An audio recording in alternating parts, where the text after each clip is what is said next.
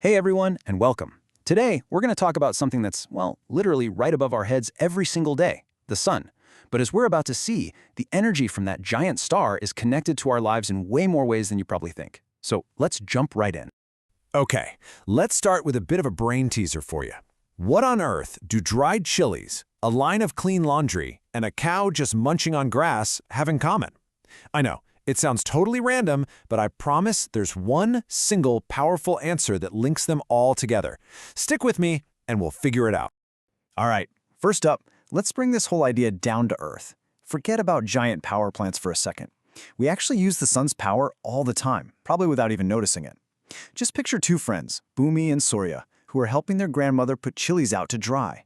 She tells them she's just using the sun's heat to preserve them. That simple act? That's us, harnessing solar energy in the most direct way possible. And the cool thing is, you've probably done all of this, right? Whether it's drying food, hanging your clothes out on a line to get that fresh smell, or even just stepping into a sunny spot to warm up on a chilly day, we're constantly using the sun's energy.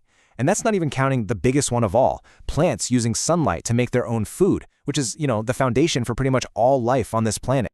And that, right there, leads us to the biggest takeaway of this whole explainer. The sun isn't just a source of energy. For all intents and purposes, it's the main source of energy for Earth.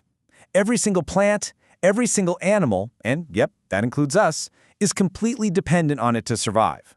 So, how exactly does that work? How does energy from a star that's 93 million miles away end up, say, in the food on our plates? Well, let's follow that hidden connection. Let's circle back to our friends Bhumi and Surya. So, they're walking by a field and they see a cow eating grass. This kicks off a little debate between them. Where is that cow really getting its energy from? Is it as simple as it looks, or is there something deeper going on? What do you think? So you've got these two ideas clashing. Bhumi's take is super logical, right? The cow eats the grass, so the energy must come from the grass. Makes sense. But Surya argues that no, the energy ultimately comes from the sun. Now, Bhumi's answer seems like the obvious one, doesn't it? But let's dig a little deeper. And here it is. This is the key that unlocks the whole thing. Bhumi isn't wrong. The cow does get energy from the grass, but the real question is, where did the grass get its energy? It didn't just pop up out of nowhere. It absolutely needed the sun to be able to grow in the first place. So let's trace the path of that energy, step by step. First, the sun shines down. The grass soaks up that sunlight and, through photosynthesis, turns it into chemical energy, basically stored fuel for itself. Then, the cow comes along and eats the grass, and in doing so, it transfers all that stored solar energy into its own body. So it turns out Surya was right all along. Just let that sink in for a second. That cow just standing there chewing on grass is basically a solar-powered machine. All of its energy, for walking, for staying warm, for, well, being alive, can be traced straight back to the sun, with the grass acting as the middleman.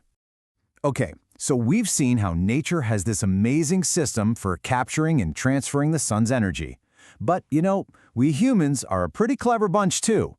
Let's look at how we figured out ways to tap into that solar power a little more directly.